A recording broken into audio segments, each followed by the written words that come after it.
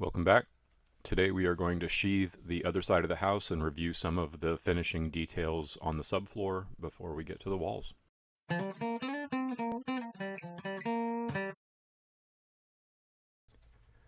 As mentioned in the last video, we're going to start the sheathing of this side of the house on the far side rather than running the subfloor all the way through from one side to the other. This is because the house is two offset rectangles and we've got a little bit of an angle difference between the two sections, and this will just keep me from having to do a bunch of angle cuts. This actually worked out pretty well because since the offset of each rectangle is 12 feet and since the stairwell pocket actually intrudes into some of that 12 feet, there's a very small throat where these two subfloors will meet in the middle, minimizing the amount of angle cuts that I need to create. And if I had tried to go all the way through, it would have been much more problematic. I won't rehash the decisions and the use of the Advantech subfloor because that's in episode 17. Feel free to go back and look at that episode if you're interested in more of that discussion. I will talk about a couple of things here that I didn't mention in the previous video. One of them is that in addition to putting a bead of glue on the joists themselves, I'm also putting a bead of glue in the tongue of each of the panels before I join them with the beater board. This just provides a glued connection between the tongue and the groove. The other thing is it's nice to add a handle to your beater board. This just makes things a lot more efficient. The last thing is that if you are doing this by yourself, having some heavy cinder blocks or something like that to add pressure to the backside of the sheathing is helpful because it just helps to align the tongue and the groove, and that makes pounding the subfloor sheathing into place a little easier. So now the subfloor is mostly done, just some details that we'll talk about in order to clean it up before we start building the walls. The first thing is, because I skipped some of the blocking in order to give myself some leeway when putting down the subfloor sheathing, now I have to go back in and finish up all the blocking. So now that the subfloor joists are locked into place by the subfloor sheathing, all of these spaces are now fully defined and I can cut the remainder of the blocking and stiffen up the floor. Additionally, I will add blocking along the full length of a couple of these joist spaces where we will have interior walls landing above them in order to give them more support, but I'm going to wait and do that until I confirm the exact locations of the interior walls from above. Once I do that, I'll add the blocking before I lay down the bottom plates for the interior walls so that I have something to properly nail to. Now, on the rim joist where it is parallel to the primary joists, we also need to add blocking because right now the only thing really holding it in place is the nails into the sill plate and the subfloor sheathing, and of course on either end in the other rim joists, but that doesn't really provide enough stiffness. So what I'm doing is just adding additional blocking every 2 feet in this space, and I'm cutting these blocks about a 1/4 inch shy in both directions so I don't have to struggle with them getting them in, and then I'm nailing them from this side. And then from the other side, what I will do is I use a screw from the inside and just screw it all the way through the rim joist, and it protrudes on the other side of the rim joist so that from above I know exactly where the location of the blocking is, and then I go back in and put in one 6-inch structural screw to give it a really good connection, and then I finish off with nails. Also, as discussed in the last video, I did not screw the subfloor sheathing to any part of the rim of the subfloor until I was completely done so that I could make sure that I was happy with the position of the rim. Now that I have done that, I'm going back and screwing in the entire subfloor to the rim, and then we'll finish up with some detail work to clean that up. I'm going against my own recommendation here by using nails instead of screws, but the reason is, well, there's two reasons. One, I ran out of screws, and two, the reason that we want to screw in the subfloor and glue it is to reduce floor squeak when you are walking, and because the rim is on the edge of the building and will be under the wall plate of the exterior wall, there's really no opportunity for squeaking. And so you don't need glue, but you do definitely need to screw them in or nail them in at the edge. Here you can see I've got a strip of wood at the edge because the subfloor sheathing didn't quite get there. So it's just a thin strip of wood. Again, this will be under the wall plate of the exterior wall, so no concerns there at all.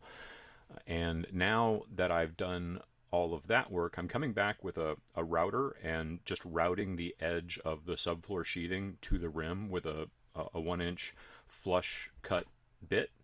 I have a smaller portable router, but it only had a 1/4-inch shank, and this router has a 1/2-inch shank, and because it's 3/4 wood as opposed to 1/2-inch sheathing, which the portable routers are more commonly used for, I decided to pull this big one out.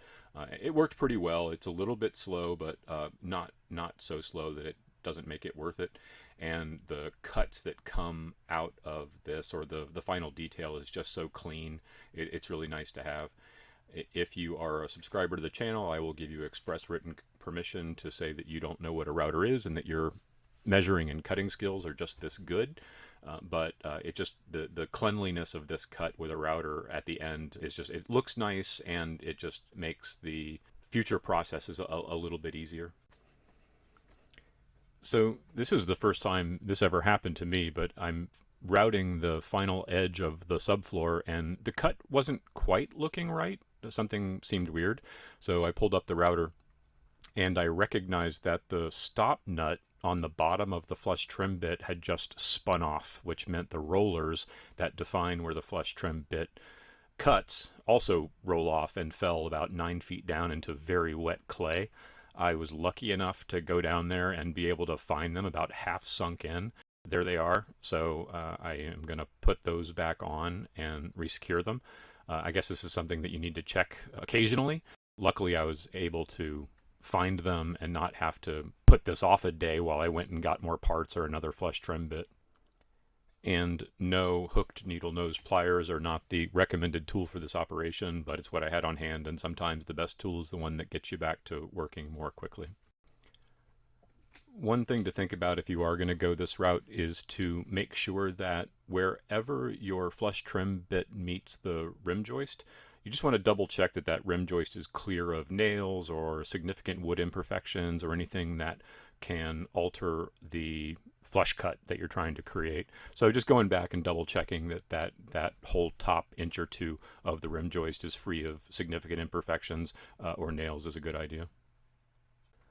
So now the subfloor is really done. All the blocking is in, all of the edges are routed and trimmed, and now I'm just going to double check level again. This is something I'll do frequently. There was some variation on the foundation, if you recall. I did some of the correction of that on the rim joist itself where I needed to before the subfloor went in, and now the variation that I'm finding has been cut in half. So the highest point of variation is about a 1/2 inch over 24 feet. And there are methods that I can take when building the walls to eliminate that last bit of variation. So here I am just putting together a very temporary trapdoor. The primary reason is that in the rain, I want to reduce how much water gets into the basement. The basement can hold a fair amount of water right now. So anything I can do to kind of reduce the amount of water that's getting down there is good for me. Also, it is a little bit of security. Once I get the doors on the bottom walkout part of the basement, I can also lock this trapdoor and lock those doors, and it just makes the basement sort of a secure location. I made 2 mistakes here making the trapdoor. I was just kind of throwing it together quickly, and I've never made anything quite like this. I'll tell you what one of the mistakes is. I'll let you try to figure out the other one. The first mistake was that these hinges on this side are just fine. They're exactly where they need to be. The panel will raise, but the panel on the next panel, I put the hinges on, I put them on the way that I wanted to, but it's not the right way, so that the trapdoor folds back kind of awkwardly. What I need to do is reverse these hinges and make it so that I can kind of push this up like a teepee from below, which will make getting in and out of it a lot easier. The important thing to note here is that this trapdoor is not structural. So because that stairwell pocket is 44 inches across, and right here I'm just using 1/2 inch sheathing on this upper section, that you cannot walk on this. This would not be safe to walk on. So you just need to keep that in mind. So you can see how the trapdoor bends back, and I think that's great, but again, reversing the hinges in that first set and being able to push it up like a teepee from below would be easier. Okay, so I did this. I don't know if I'm going to keep it. I've never seen anybody else do it, but I put house wrap tape on all of the seams of the subfloor. As mentioned, I want to kind of reduce the amount of water that gets into the basement, so while I am in no way trying to make this subfloor waterproof from the basement, what I'm hoping to do is just promote the runoff of the water off the sides and reducing the amount that would just naturally seep through the seams and joints of the subfloor itself. Again, I don't know if I'm going to keep this, but I'm going to at least try it. My only potential concern is that if water does get trapped in the edges, because it isn't waterproof, water will get down in those edges, and the tape prevents good aeration when the sun is out, you could get mold. I kind of doubt it, but again, it's something that's very easy to take up, and I can kind of spot check it as well.